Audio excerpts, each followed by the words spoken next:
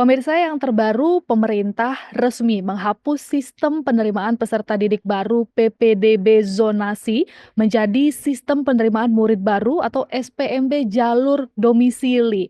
Nah, apakah ini kemudian akan membuat pendidikan di Indonesia lebih baik lagi ke depannya dan apa sih perbedaan dari kedua sistem ini? Kita akan langsung saja bahas bersama dengan pengamat pendidikan yang sudah bergabung bersama saya. Ada Mbak Inalim. Selamat pagi Mbak Ina, terima kasih sudah bergabung. Selamat pagi, Mbak Regina. Baik Mbak Ina, langsung saja ini kan pemerintah resmi mengganti zonasi PPDB menjadi SPMB jalur domisili. Kemudian apa sih perbedaan mendasar antara kedua sistem ini Mbak Ina? Ya, ada dua sih ya perbedaan Mhm. mendasar. Yang pertama dari sisi istilah, dari zonasi menjadi domisili. Sementara tiga jalur yang lain sih tetap tidak ada perubahan ya. Ada jalur prestasi, afirmasi, dan mutasi. Kemudian yang perbedaan mendasar kedua itu masalah persentase atau jumlah masing-masing jalur.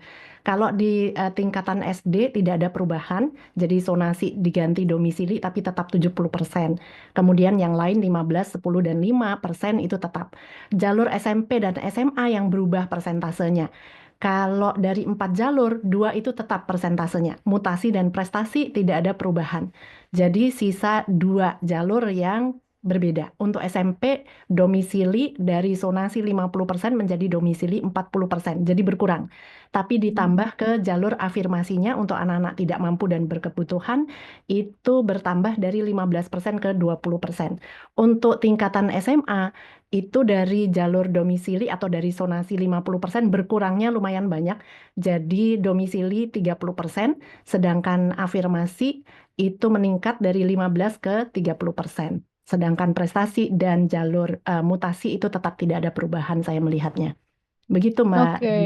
Jadi, itu tadi yang perubahannya sebetulnya tidak begitu banyak begitu ya, Mbak Ina ya, yang tadi Mbak Ina sebutkan. Nah, jadi apakah ini kemudian hanya sekedar pergantian nama saja Mbak Ina, atau ada substansi yang memang, benar-benar berbeda nih? Mungkin yang untuk kita yang kurang paham seperti apa gitu?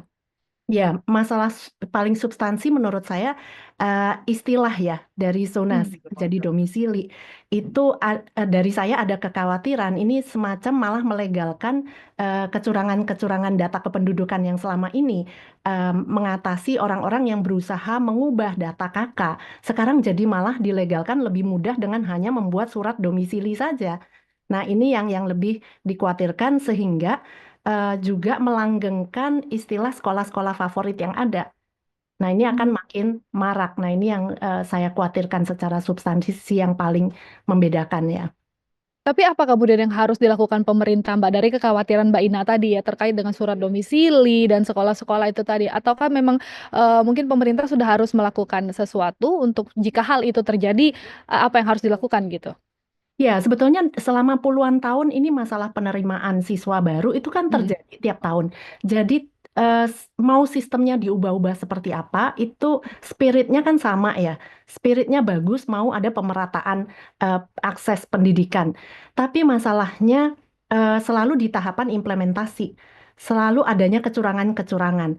Nah, saya belum mendengar dari menteri-menteri yang baru tekad kuat untuk memberantas kecurangan-kecurangan ini. Padahal itu akar Mmm. masalahnya.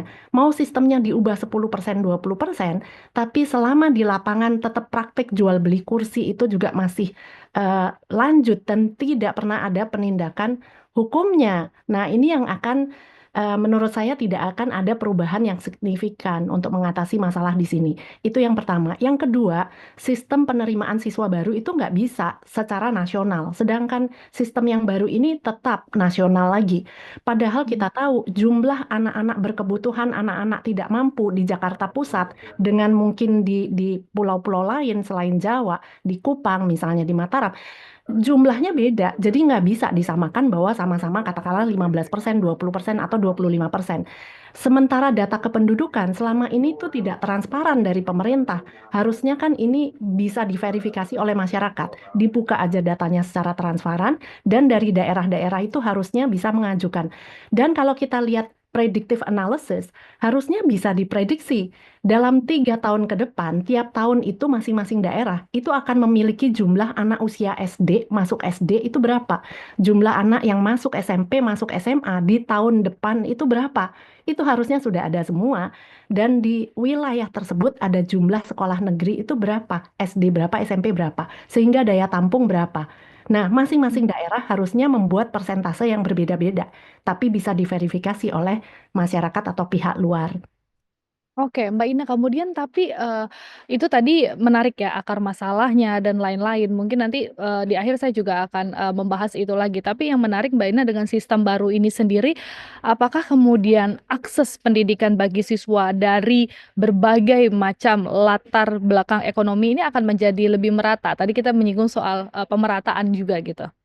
Kalau yang jalur afirmasi, iya saya apresiasi itu ditingkatkan jumlahnya. Jadi ini untuk Mhm, memastikan mereka yang tidak mampu dan berkebutuhan khusus yang memang jumlahnya juga makin lama makin mhm. meningkat ya dari tahun ke tahun. Memastikan mereka mendapatkan jatah yang lebih banyak. Jadi ini saya apresiasi. Tapi yang harus dipastikan nanti kembali lagi, jangan sampai ada pemalsuan surat-surat gitu ya. Karena berkebutuhan ini kan spektrum. Bisa aja dengan mudahnya, oh iya disebut ada otis tapi high functioning misalnya. Jadi spektrumnya mungkin yang sangat rendah atau tinggi. Nah, itu kan rawan sekali terjadi. Juga data-data kembali lagi yang menyatakan bahwa dia dari keluarga tidak mampu. Nah, ini juga harus dipastikan. Tapi masalah sekolah favorit tadi, seharusnya istilah sekolah favorit itu tidak boleh ada di sekolah negeri. Prinsipnya kan harus merata sarana dan prasarananya. Kalau di sekolah swasta itu wajar, tapi kalau di sekolah negeri harusnya ini tidak ada. Teori supply and demand yang dikhawatirkan nanti semakin banyak demand untuk masuk sekolah-sekolah favorit, dan ini makin dilegalkan dengan mudahnya membuat surat domisili yang kita tahu dalam 1 hari juga di Indonesia itu bisa. Jadi demandnya akan makin marak, tapi supply jumlah sekolah favoritnya itu tetap, akhirnya menaikkan harga jual beli kursi yang kita tahu di masyarakat Mmm. mungkin pasaran bisa mencapai 15 juta, jangan-jangan bisa naik jadi harganya 20-25 juta. Ya ini yang Mhm. kita tidak inginkan terjadi. Ya, artinya memang seharusnya kalau untuk sekolah negeri itu tidak ada lagi yang favorit ini favorit begitu ya, Mbak? Karena memang, harusnya semua merata begitu dari segi fasilitas dan seperti apa pendidikannya gitu kan, karena sama-sama sekolah negeri. Tapi, memang tidak kita munafikan, kita tahu bahwa selama ini, Mbak Ina, banyak sekali memang yang masih mau mencari sekolah favorit A, sekolah favorit B, padahal negeri gitu. Nah, apakah kemudian SPMB jalur domisili ini jadi mengatasi juga masalah siswa yang selama ini kesulitan nih masuk ke sekolah favorit karena adanya sistem zonasi gitu. Mengatasi masalah dari masalah siapa? Kalau masalah siswanya yang ingin Heeh, berebut kursi, iya. Tapi ini kan jadi kita menuruti masyarakat, segelintir masyarakat yang sebetulnya punya mental koruptif. Jadi argumen yang ada di masyarakat untuk para orang tua nih ya, sebetulnya perlu kita luruskan. Jadi banyak mhm, orang tua yang mengatakan, masa nilai rapot anak saya itu kalah mhm, dengan kilometer. Salah itu argumennya. Jadi harusnya masa nilai rapot anak saya kalah dengan nilai rapot anak lain yang nilainya lebih tinggi di persentase jalur prestasi yang katakanlah misalnya 20%, ya bersaingnya di situ. Kalau dia mhm. ingin yang jalur kilometer berarti dia ingin merambah, mengambil haknya orang lain. Yang kita tahu sudah banyak juga protes kan. Ini rumah saya seberang sekolah, kok anak saya tidak bisa mendapat jatah? Ini kan aneh gitu.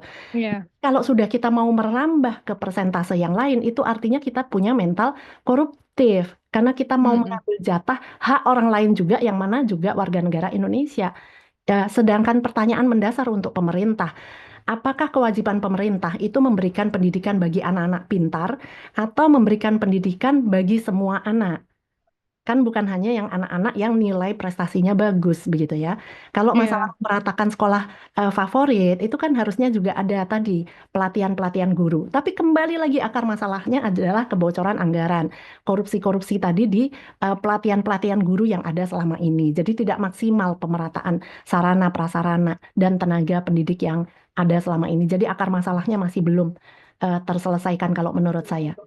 Dan ini tentunya menjadi PR yang sangat besar untuk pemerintah juga gitu ya, Mbak Ina, terkait dengan pemerataan ini. Tapi Mbak Ina, bagaimana kemudian sistem ini sendiri gitu ya, menjamin bahwa sekolah-sekolah ini tetap menerima siswa berdasarkan prinsip pemerataan tadi, pemerataan kualitas pendidikan.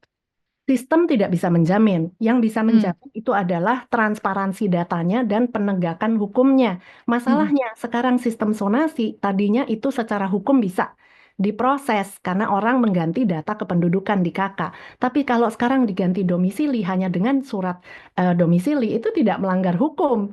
Nah, akhirnya kan malah tadi yang saya katakan Iya. melegalkan praktik kecurangan penggantian data. Jadi yang bisa menjamin itu adalah di tataran implementasi penegakan aturan. Kalau sekarang jadi udah nggak melanggar hukum ya aturan, tapi tetap penegakan aturannya libatkan pihak luar, jangan hanya libatkan panitia di dalam. Pendataan menurut saya itu luar biasa penting. Tapi apakah kemudian penghapusan zonasi ini sendiri, Mbak Ina, bisa meningkatkan kualitas pendidikan sendiri di sekolah-sekolah yang selama ini non favorit gitu? Tidak.